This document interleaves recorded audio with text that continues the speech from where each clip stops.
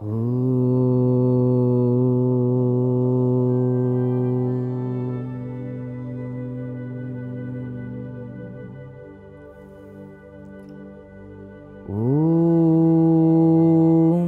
ಶ್ರೀ ಗುರು ಬಸವಲಿಂಗಾಯ ನಮಃ. ಓಂ ಶ್ರೀ ಗುರು ಬಸವಲಿಂಗಾಯ ನಮಃ. ಓಂ ಶ್ರೀ ಗುರು ಬಸವಲಿಂಗಾಯ ನಮಃ. ಓಂ ಶಾಂತಿ ಶಾಂತಿ ಶಾಂತಿ.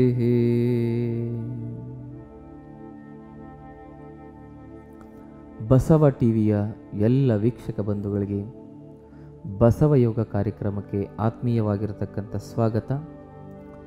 ನಾನು ನಿಮ್ಮ ಯೋಗ ಗುರು ವೈದ್ಯ ಶ್ರೀ ಚನ್ನಬಸವಣ್ಣ, ಟಾಟಾ ನಗರ, ಬೆಂಗಳೂರು. ಆತ್ಮೀಯರೆಲ್ಲರಿಗೂ ಅನಂತ ಶರಣಾರ್ಥಿಗಳು. ಆತ್ಮೀಯರೇ, ಇವತ್ತಿನ ಈ ಕಾರ್ಯಕ್ರಮದಲ್ಲಿ ಬಹುಮುಖ್ಯವಾಗಿ ಎಲ್ಲರಿಗೂ ಬೇಕಾಗಿರತಕ್ಕಂಥದ್ದು ಕಾಯಿಲೆಗಳಿಗೆ ಬಗ್ಗೆ ಮಾತಾಡ್ತಾ ಇದ್ದೀವಿ.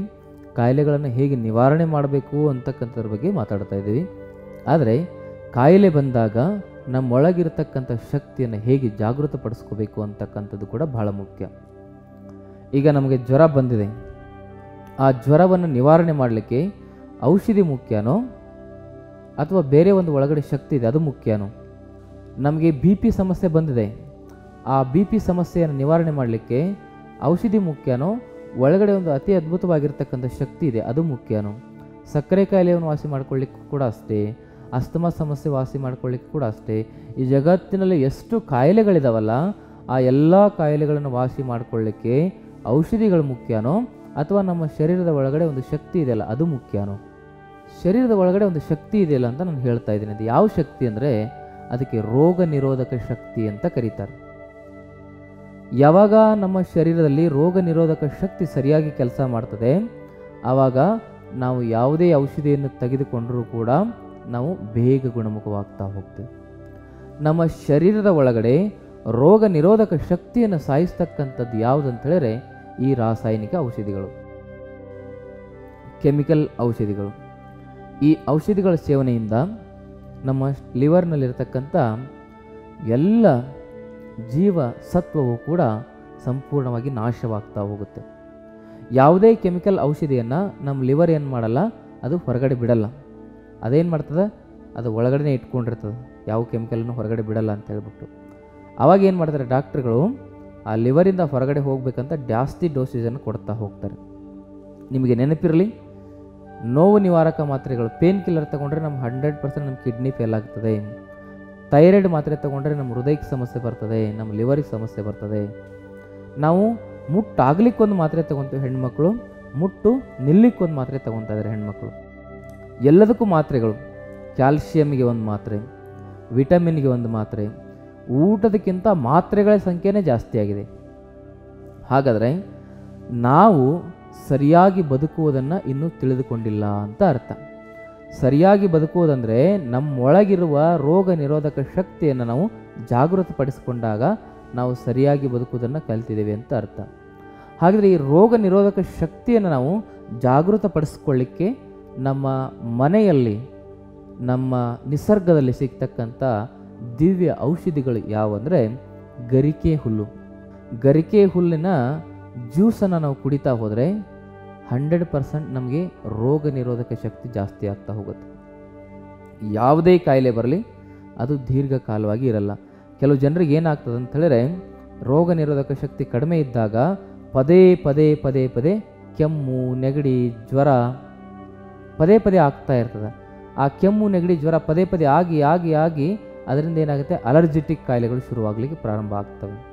ಇವೆಲ್ಲ ಕಾಯಿಲೆಗಳು ದೀರ್ಘಕಾಲವಾಗಿ ನಮ್ಮನ್ನು ಕಾಡಿಸಿ ಕಾಡಿಸಿ ಕಾಡಿಸಿ ನಮ್ಮನ್ನು ಜೀವನವನ್ನೇ ನರಕ ಯಾತನೆಯಲ್ಲಿ ತಳ್ಳಿಬಿಡ್ತವೆ.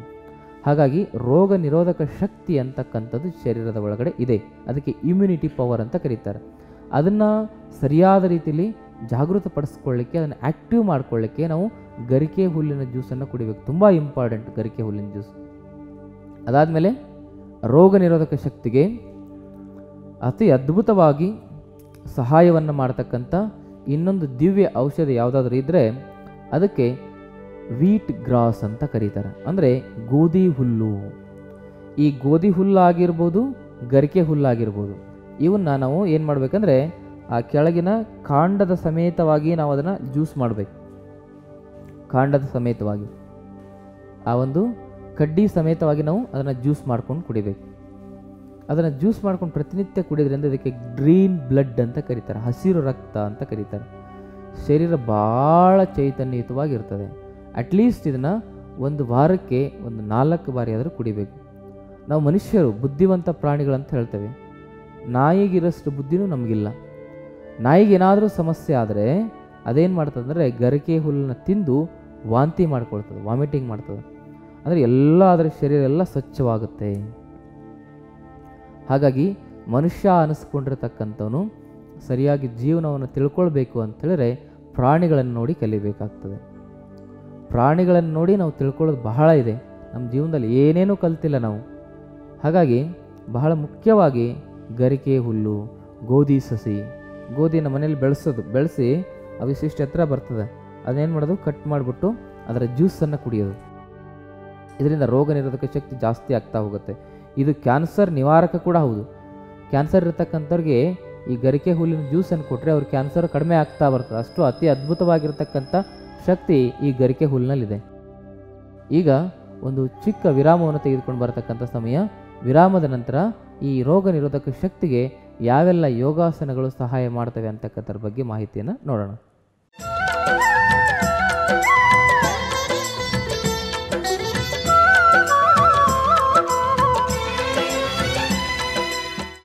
ವಿರಾಮದ ನಂತರ ಕಾರ್ಯಕ್ರಮಕ್ಕೆ ಮತ್ತೆ ತಮ್ಮೆಲ್ಲರಿಗೂ ಆತ್ಮೀಯವಾಗಿರತಕ್ಕಂಥ ಸ್ವಾಗತ.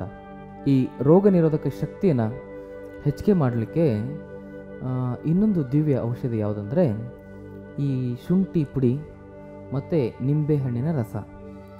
ಈ ಶುಂಠಿ ಪುಡಿ ಒಂದು 2 ಚಮಚ, ಒಂದು 4 ಚಮಚ ಅಥವಾ 3 ಚಮಚ ನಿಂಬೆಹಣ್ಣಿನ ರಸವನ್ನು ಸೇರಿಸಿ ಚೆನ್ನಾಗಿ ಕುದಿಸ್ಬೇಕು. ಅದನ್ನು ಚೆನ್ನಾಗಿ ಕುದಿಸಿ ಅದರಲ್ಲಿ ಸ್ವಲ್ಪ ಜೇನು ಮಿಶ್ರಣ ಮಾಡಿಕೊಂಡು ಸ್ವಲ್ಪ ಬಿಸಿ ಬಿಸಿಯಾಗಿ ಕುಡಿಯೋದ್ರಿಂದ ಶರೀರದ ಒಳಗಡೆ ರಕ್ತ ಸಂಚಾರ ಚೆನ್ನಾಗಾಗುತ್ತೆ. ಶರೀರದ ಒಳಗಡೆ ಯಾವಾಗ ರಕ್ತ ಸಂಚಾರ ಇಂಪ್ರೂವ್ಮೆಂಟ್ ಆಗುತ್ತೆ ಆವಾಗ ನಮ್ಮ ರೋಗ ನಿರೋಧಕ ಶಕ್ತಿ ತುಂಬ ಚೆನ್ನಾಗಾಗ್ತದೆ. ಅದಕ್ಕೆ ಇದನ್ನು ನಾವು ಅಭ್ಯಾಸ ಮಾಡ್ತಾ ಹೋಗ್ಬೋದು. ಈ ಶುಂಠಿ ರಸ, ನಿಂಬೆಹಣ್ಣು ರಕ್ತ ಸಂಚಾರಕ್ಕೆ ಭಾಳ ಇಂಪಾರ್ಟೆಂಟ್. ಇದು BP ಸಮಸ್ಯೆ ಇರತಕ್ಕಂಥವ್ರಿಗೆ ತುಂಬ ಅತಿ ಅದ್ಭುತವಾಗಿ ಲಾಭವನ್ನು ಕೊಡ್ತದೆ. ಮತ್ತು ಇದನ್ನು ಮಾಡೋದ್ರಿಂದ ಹೃದಯದ ನಾಳಗಳಲ್ಲಿ ಯಾವುದೂ ಬ್ಲಾಕೇಜ್ ಆಗಲ್ಲ. ಶುಂಠಿ ರಸದಿಂದ ಮತ್ತು ನಿಂಬೆಹಣ್ಣಿನ ರಸದಿಂದ ಸಿಟ್ರಿಕ್ ಆಸಿಡ್ ಇರ್ತದೆ ನಿಂಬೆಹಣ್ಣಿನಲ್ಲಿ. ಹೀಗೆ ಇದಕ್ಕೆ ನ್ಯಾಚುರಲ್ ಆಗಿರ್ತಕ್ಕಂಥ ರೆಮಿಡೀಸ್ ಅಂತ ಕರೀತಾರೆ, ನ್ಯಾಚುರಲ್ ಹೋಮ್ ರೆಮಿಡೀಸ್. ಇದನ್ನು ನಾವು ರೋಗ ನಿರೋಧಕ ಶಕ್ತಿಗಾಗಿ ಮಾಡ್ಕೋಬೋದು. ಯಾವಾಗ ರಕ್ತ ಸಂಚಾರ ಸರಿಯಾಗಿ ಆಗಲ್ವೋ ಆವಾಗ ಮಾತ್ರ ನಮಗೆ ರೋಗ ನಿರೋಧಕ ಶಕ್ತಿ ಸರಿಯಾಗಿ ಕೆಲಸ ಮಾಡಲ್ಲ. ಹಾಗಾಗಿ ರಕ್ತ ಸಂಚಾರವನ್ನು ಹೆಚ್ಚಿಗೆ ಮಾಡಲಿಕ್ಕೆ, ರಕ್ತ ಪರಿಚಲನವನ್ನು ಕ್ರಿಯಾಶೀಲಗೊಳಿಸ್ಕೊಳ್ಳಿಕ್ಕೆ ಕೆಲವೊಂದಿಷ್ಟು ವೇರಿಯೇಷನ್ಗಳನ್ನು ಮಾಡಬೇಕಾಗ್ತದೆ. ಇವಾಗ ನಿಮಗೆ ಚಂದ್ರ ನಮಸ್ಕಾರವನ್ನು ಹೇಳ್ತೇನೆ. ಇದರಲ್ಲಿ ಮ್ಯಾಕ್ಸಿಮಮ್ ನಮ್ಮ ಶರೀರ ಸ್ಟ್ರೆಚ್ ಆಗ್ತಾ ಹೋಗುತ್ತೆ. ಇದರಿಂದ ಏನಾಗುತ್ತೆ, ರಕ್ತ ಸಂಚಾರ ಇಂಪ್ರೂವ್ಮೆಂಟ್ ಆಗುತ್ತೆ. ಹಾಗಿದ್ರೆ ಈ ಚಂದ್ರ ನಮಸ್ಕಾರವನ್ನು ಮಾಡೋದು ಹೇಗೆ, ಇದರಿಂದ ರೋಗ ನಿರೋಧಕ ಶಕ್ತಿಯನ್ನು ನಾವು ಜಾಸ್ತಿ ಪಡಿಸ್ಕೊಳ್ಳೋದು ಹೇಗೆ ಅಂತಕ್ಕಂಥದ್ದನ್ನು ಈಗ ನೋಡೋಣ ಬನ್ನಿ. ಮೊದಲು ಏನು ಮಾಡಬೇಕು, ನೇರವಾಗಿ ನಿಂತ್ಕೋಬೇಕು. ನೇರ ನಿಂತ್ಕೊಂಡು 2 ಕೈ ನಮಸ್ಕಾರ ಮೊದಲಿರಬೇಕು. ದೀರ್ಘವಾಗಿ ಶ್ವಾಸ ತೆಗೆದುಕೊಳ್ತಾ ನಿಧಾನವಾಗಿ ನಿಮ್ಮ 2 ಕೈಗಳು ಮೇಲೆತ್ತಬೇಕು.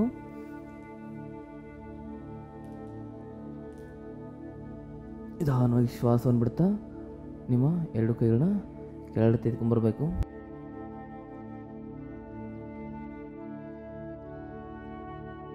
ನಿಧಾನವಾಗಿ ಶ್ವಾಸ ತೆಗೆದುಕೊಳ್ತಾ ಎಡಗಾಲ ಹಿಂದೆ,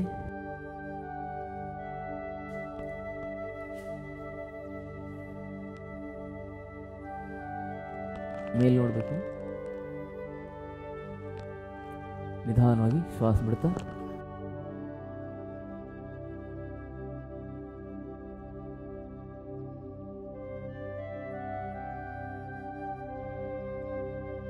ತಲೆ ಭಾಗ ನೆಲಕ್ಕೆ ಸ್ಪರ್ಶ ಮಾಡಲಿಕ್ಕೆ ಪ್ರಯತ್ನ ಮಾಡಬೇಕು.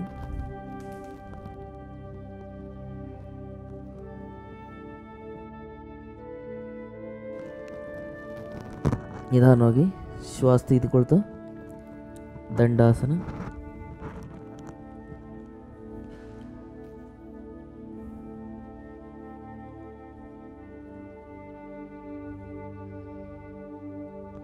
ನಿಧಾನವಾಗಿ ಶ್ವಾಸ ಬಿಡ್ತಾ ಮತ್ತೆ ಏಕಪಾದ ದಂಡಾಸನ. ನಿಧಾನವಾಗಿ ಶ್ವಾಸ ತೆಗೆದುಕೊಳ್ತಾ ನಿಮ್ಮ ಎಡಗಾಲು ಮತ್ತೆ ಮುಂದೆ. ಅರ್ಧ ಚಂದ್ರಾಸನ.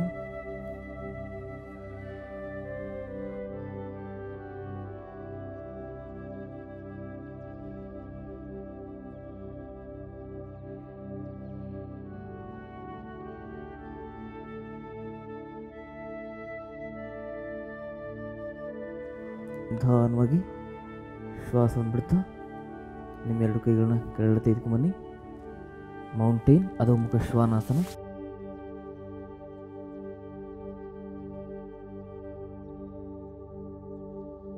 ನಿಧಾನವಾಗಿ ಶ್ವಾಸವನ್ನು ತೆಗೆದುಕೊಳ್ತಾ ದಂಡಾಸನ.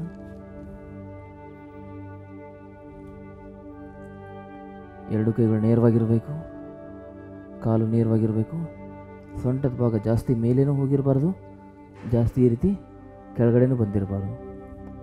ಏನಾಗಿರಬೇಕು, ಸಮವಾಗಿ ಸಮತೋಲನದಲ್ಲಿ ಇರಬೇಕು. ಹೀಗೆ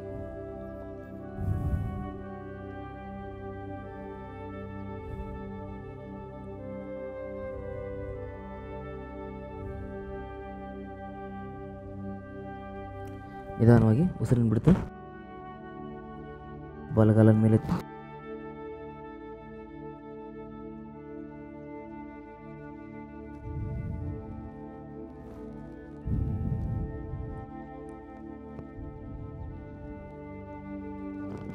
निदान बलगल वापस.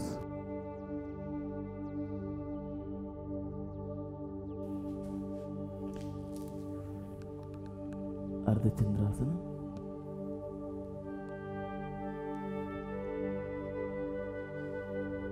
ಶ್ವಾಸಕೋಶಗಳನ್ನು ಹಿಗ್ಗಿಸ್ಕೋಬೇಕು. ಮೇಲೆ ಇಡೀ ಶರೀರವನ್ನು ಭಾಗಿಸ್ಬೇಕೆಂದು.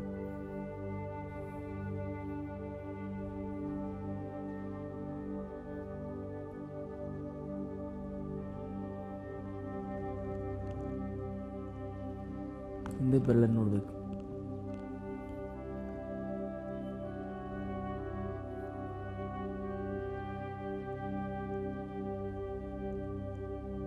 ವಾಪಸ್ ಬನ್ನಿ ನಿಧಾನಕ್ಕೆ.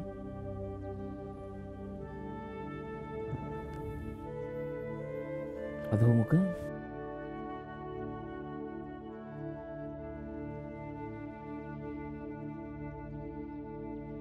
ಮತ್ತೆ ಉಸಿರು ತೆಗೆದುಕೊಳ್ತಾ ಭುಜಂಗ.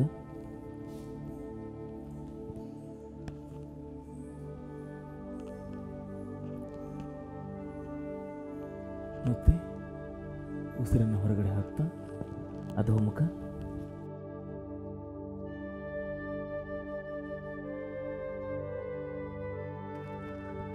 ಮತ್ತೆ ಉಸಿರನ್ನು ತೆಗೆದುಕೊಳ್ತಾ ಮೊಣಕಾಲು ಬೆಂಡ್ ಮಾಡಿ ಉಸಿರು ಬಿಡ್ತಾ ಜಂಪ್ ವಾಪಸ್ ಪಾದಹಸ್ತ.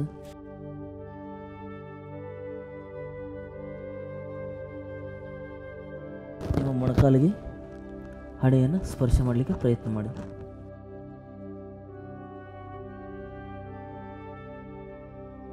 ಉಸಿರು ತೆಗೆದುಕೊಳ್ತಾ ವಾಪಸ್ ಊರ್ಧ್ವಹಸ್ತ.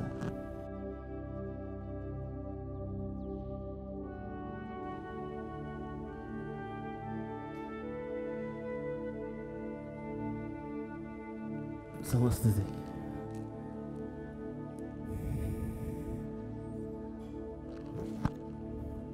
ಇದಕ್ಕೆ ಚಂದ್ರ ನಮಸ್ಕಾರ ಅಂತ ಕರೀತಾರೆ.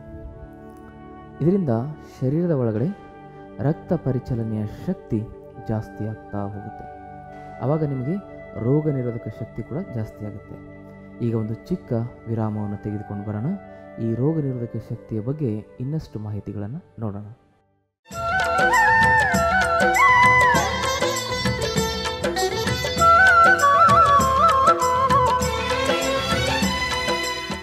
ವಿರಾಮದ ನಂತರ ಕಾರ್ಯಕ್ರಮಕ್ಕೆ ಮತ್ತೆ ತಮ್ಮೆಲ್ಲರಿಗೂ ಆತ್ಮೀಯವಾಗಿರ್ತಕ್ಕಂಥ ಸ್ವಾಗತ. ಈ ರೋಗ ನಿರೋಧಕ ಶಕ್ತಿಯನ್ನು ಹೇಗೆ ಹೆಚ್ಚಿಗೆ ಮಾಡ್ಕೋಬೇಕು ಅಂತಕ್ಕಂಥದ್ರ ಬಗ್ಗೆ ನಾನು ಹೇಳ್ತಾ ಇದ್ದೇನೆ.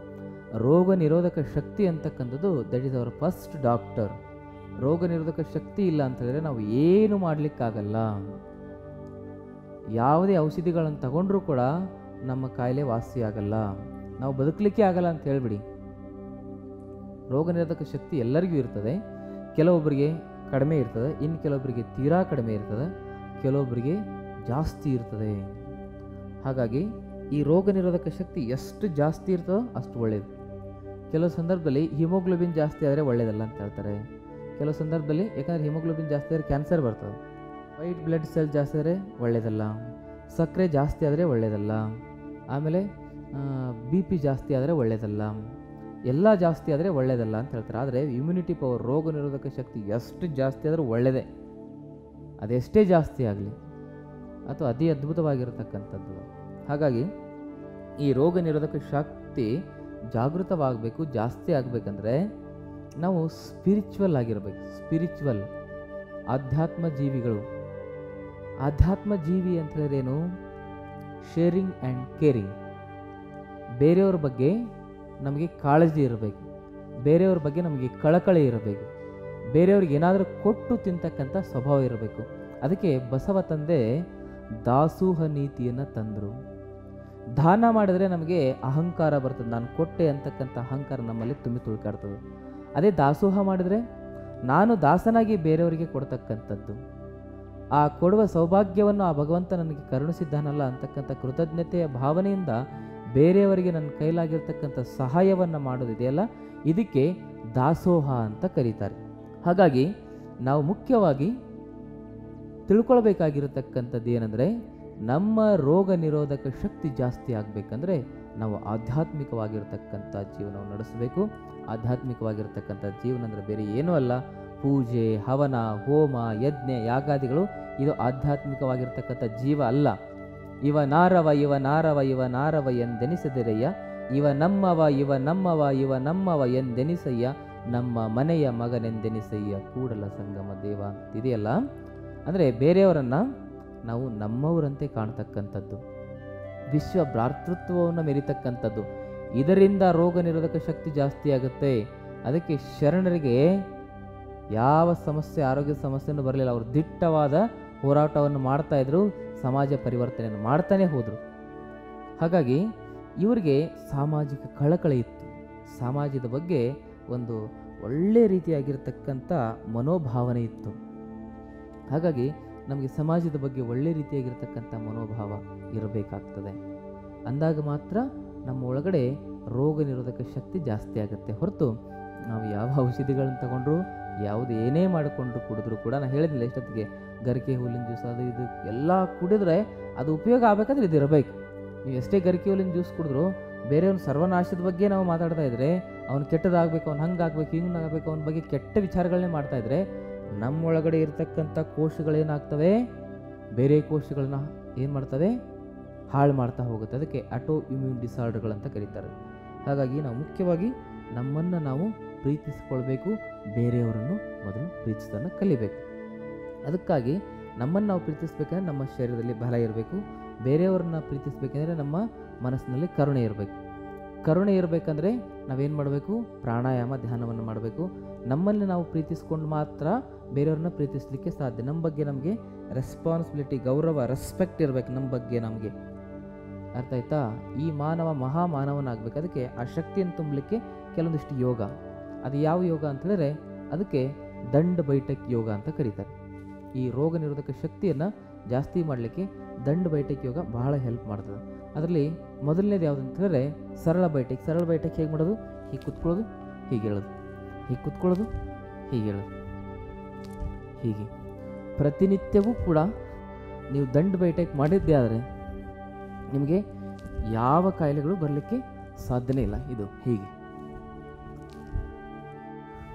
ಹೀಗೆ ಮಾಡ್ತಾ ಹೋಗೋದು, ಇದಕ್ಕೆ ಸರಳ ಬೈಠಕ್ ಅಂತ ಕರೀತಾರೆ.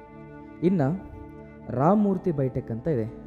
ರಾಮಮೂರ್ತಿ ಬೈಠಕ್ ಅಂದರೆ ಹೇಗಂದರೆ ಹೀಗೆ ಮುಂದೆ ವಾಪಸ್ ಜಂಪ್ ಮಾಡಬೇಕು. ಮುಂದೆ ಹೇಗೆ 1 ಮೇಲೆ 2 ಮೇಲೆ 3 ವಾಪಸ್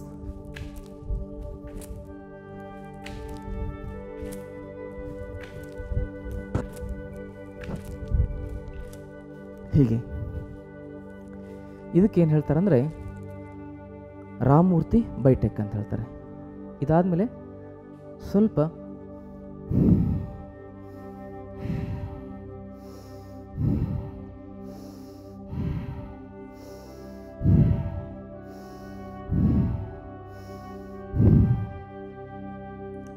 ಹೀಗೆ ದೀರ್ಘವಾದ ಉಸಿರಾಟವನ್ನು ಮಾಡ್ತಾ ಹೋಗಬೇಕು.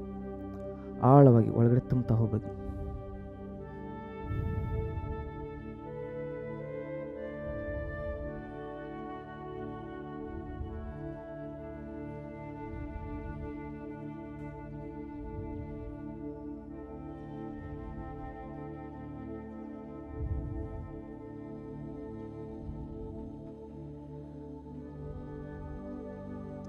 ಹೀಗೆ ಗಮನಿಸ್ತಾ ಹೋಗ್ಬೇಕು. ಪ್ರತಿಯೊಂದು ಬೈಟೆಕ್ ಮಾಡಿದ್ಮೇಲೆ ಕೂಡ ಒಂದು 10ರಿಂದ 15 ಸೆಕೆಂಡ್, 20 ಸೆಕೆಂಡ್, 1 ನಿಮಿಷ ನಮ್ಮ ಶ್ವಾಸಕೋಶವನ್ನು ಗಮನಿಸ್ತಾ ಹೋಗ್ಬೇಕು. ಬೈಟೆಕ್ಕನ್ನು ಕನಿಷ್ಠ ಪಕ್ಷ 10ರಿಂದ 50 ಸಲ ಮಾಡಬೇಕು. 10 ಸಲ ಅಂತೂ ಮಿನಿಮಮ್ ಮಾಡಲೇಬೇಕು. 10ರಿಂದ 50 ಸಲ. ನೀವು ಜಾಸ್ತಿ ಆದರೆ 100 ಸಲ, 500 ಸಲ, 1000 ಸಲ ಕೂಡ ಮಾಡ್ಬೋದು. ಅಂದರೆ ನಿಮ್ಮಲ್ಲಿ ಅಂಥ ಒಂದು ಎನರ್ಜಿ ಬರ್ತದೆ. ಯುವಕರು ಜಾಸ್ತಿ ಮಾಡಬೇಕು ಇದನ್ನು. ಯೌವನದಲ್ಲಿ ರೋಗ ನಿರೋಧಕ ಶಕ್ತಿಯನ್ನು ಜಾಗೃತಪಡಿಸ್ಕೊಂಡ್ರೆ ಸಾಯೋವರೆಗೂ ಚೆನ್ನಾಗಿರ್ತೇವೆ. ನಾವು ಗೊಟಕ್ಕನ್ನಲ್ಲ, ಗಿಟಗಾಗಿ ಸಾಯ್ತೇವೆ. ಈಗ ಅರ್ಧಕ್ಕೆ ಗೊಟಕ್ಕನ್ನೋರ ಸಂಖ್ಯೆ ಜಾಸ್ತಿ ಆಗಿದೆ. ಅದಕ್ಕೆ ಗಿಟಗಾಗಿ ಸಾಯಬೇಕಂದ್ರೆ ದಂಡ ಬೈಟೆಕ್ ಕಸರತ್ತನ್ನು ಮಾಡಬೇಕು. ಇದನ್ನು ಮುದುಕರು ಮಾಡ್ಬೋದು, ಹರಿಯದವರು ಮಾಡ್ಬೋದು. ಮುದುಕರು ಸ್ವಲ್ಪ ಕಡಿಮೆ ಫೋರ್ಸ್ ಹಾಕಿ ಮಾಡೋದು, ಹರಿಯದವರು ಸ್ವಲ್ಪ ಜಾಸ್ತಿ ಫೋರ್ಸ್ ಹಾಕಿ ಮಾಡೋದು. ಅರ್ಥ ಆಯ್ತು? ಎಲ್ಲರೂ ಆಗ್ತಕ್ಕಂಥ ವಯಸ್ಸು ನಮ್ಮ ಮನಸ್ಸಿಗೆ ಹೊರತು ನಮ್ಮ ದೇಹಕ್ಕಲ್ಲ. ಈಗ ಸಿದ್ಧಗಂಗಾದಲ್ಲಿ ಶಿವಕುಮಾರ ಸ್ವಾಮಿಗಳಿದ್ದಾರೆ. ಎಷ್ಟು ವಯಸ್ಸಾಗಿದೆ, ಅವ್ರ ಕೆಲಸ ಅವರೇ ಮಾಡ್ತಾರೆ. ಇದು ಚಸ್ಮಾ ಇಲ್ಲದೆ ಓದ್ತಾರೆ. ಅದಕ್ಕೆ ಆ ಒಳಗಿರ್ತಕ್ಕಂಥ ಆಂತರಿಕ ಶಕ್ತಿ ಇದೆಯಲ್ಲ, ಅದೆಲ್ಲದಕ್ಕೂ ಪ್ರೇರಣೆಯನ್ನು ಕೊಡ್ತಾ ಹೋಗುತ್ತೆ. ಇದನ್ನು ನಾವು ಪ್ರತಿನಿತ್ಯ ಬೆಳಗ್ಗೆ ಅಭ್ಯಾಸ ಮಾಡ್ತಾ ಹೋದರೆ ನಮ್ಮಲ್ಲಿ ರಕ್ತ ಪರಿಚಲನೆ ಜಾಸ್ತಿ ಆದರೆ ಏನಾಗುತ್ತೆ, ನಮಗೆ ರೋಗ ನಿರೋಧಕ ಶಕ್ತಿ ಜಾಸ್ತಿ ಆಗುತ್ತೆ. ಹೀಗೆ ಇವತ್ತಿನ ಕಾರ್ಯಕ್ರಮವನ್ನು ಇಲ್ಲಿಗೆ ಮುಗಿಸ್ತಕ್ಕಂಥ ಸಮಯ ಬಂದಿದೆ. ನಾಳಿನ ಕಾರ್ಯಕ್ರಮದಲ್ಲಿ ಈ ರೋಗ ನಿರೋಧಕ ಶಕ್ತಿಗೆ ಇನ್ನು ಯಾವ್ಯಾವ ಆಸನಗಳು, ಯಾವ್ಯಾವ ದಂಡ ಬೈಟೆಕ್ಗಳು ಸಹಾಯ ಮಾಡ್ತವೆ ಅಂತಕ್ಕಂಥದ್ರ ಬಗ್ಗೆ ಮಾಹಿತಿಯನ್ನು ನಾಳಿನ ಸಂಚಿಕೆಯಲ್ಲಿ ನೋಡೋಣ ಅಂತಕ್ಕಂಥ ಮಾತನ್ನು ಹೇಳ್ತಾ ಸರ್ವರಿಗೂ ಅನಂತ ಶರಣಾರ್ಥಿಗಳು.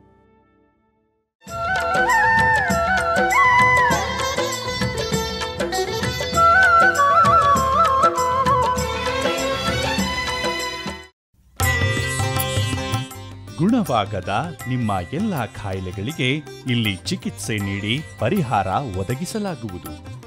ಯೋಗ ನಿಸರ್ಗ ಚಿಕಿತ್ಸೆ ಹಾಗೂ ಆಯುರ್ವೇದ ಚಿಕಿತ್ಸಾ ತರಬೇತಿಗಾಗಿ ಸಂಪರ್ಕಿಸಿ ವೈದ್ಯ ಶ್ರೀ ಚನ್ನಬಸವಣ್ಣ, ಶ್ರೀ ಗಂಗಾ ಯೋಗ ನಿಸರ್ಗ ಚಿಕಿತ್ಸಾ ಹಾಗೂ ಆಯುರ್ವೇದ ಸಂಶೋಧನಾ ಕೇಂದ್ರ, ನಂಬರ್ 13, 6ನೇ ಮುಖ್ಯ ರಸ್ತೆ, ಟಾಟಾ ನಗರ ವೃತ್ತ, ಬಾಲಾಜಿ ಲೇಔಟ್, ಸಹಕಾರ ನಗರದ ಹತ್ತಿರ, ಕೊಡುಗೆಹಳ್ಳಿ ಮುಖ್ಯ ರಸ್ತೆ, ಬೆಂಗಳೂರು 560094. ದೂರವಾಣಿ ಸಂಖ್ಯೆ 9980277973 ಅಥವಾ 7337618850. ಇಮೇಲ್ ವಿಳಾಸ ವೈದ್ಯಶ್ರೀcg@gmail.com. ವೆಬ್ಸೈಟ್ ವಿಳಾಸ www.srigangayoga.in.